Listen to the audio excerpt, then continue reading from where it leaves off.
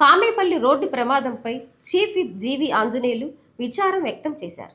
నరసరావుపేట ప్రభుత్వ ఆసుపత్రిలో ఉన్న ముగ్గురి మృతదేహాలను సందర్శించి మృతుల కుటుంబ సభ్యులను పరామర్శించారు.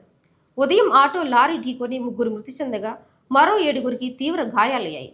క్షతగాత్రులకు మెరుగైన వైద్యం అందించాలని వైద్యులకు సూచించామని, ప్రభుత్వం తరపున అన్ని విధాలుగా ఆదుకుంటామని వినుకొండ ఎమ్మెల్యే ప్రభుత్వ చీఫ్ విప్ జీవి ఆంజనేయులు బాధిత కుటుంబాలకు భరోసా ఇచ్చారు. శవలేపురం మండలంలో వేల్పూర్ దగ్గరలో యాక్సిడెంట్ అవ్వడం చాలా బాధాకరం. లారీ ఆటో ఢీకొట్టినందువలన భారీగా ముగ్గురు ప్రాణాలు కోల్పోయటం, 7గురు తీవ్రంగా గాయపడటం, మొత్తం 10 మంది ప్రమాదానికి గురవడం చాలా బాధాకరం. హాస్పిటల్లో ఉన్నటువంటి వాళ్ళని ఇప్పుడు ఏషియన్ హాస్పిటల్లో కొంతమంది ఉన్నారు, మిగిలిన వాళ్ళు వేరు వేరు ప్లేసుల్లో హాస్పిటల్లో ఉన్నారు. వారందరికీ తక్షణమే మంచి వైద్యం అందే విధంగా చర్యలు చేపడతాం. అలాగే బాధిత కుటుంబాలని ప్రభుత్వం ద్వారా కూడా ఆదుకుంటాం. సో వారి ఆత్మకి శాంతి చేకూరాలని భగవంతుని ప్రార్థిస్తున్నా.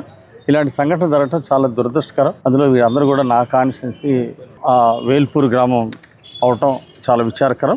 పోలీసులు కూడా ఎంక్వైరీ చేయమని చెప్పాం. ప్రమాదానికి దారితీసినటువంటి కారణాలని ఎంక్వైరీ చేసి దాని మీద చర్యలు తీసుకోమని చెప్పి పోలీసులు కోరుకున్నాం.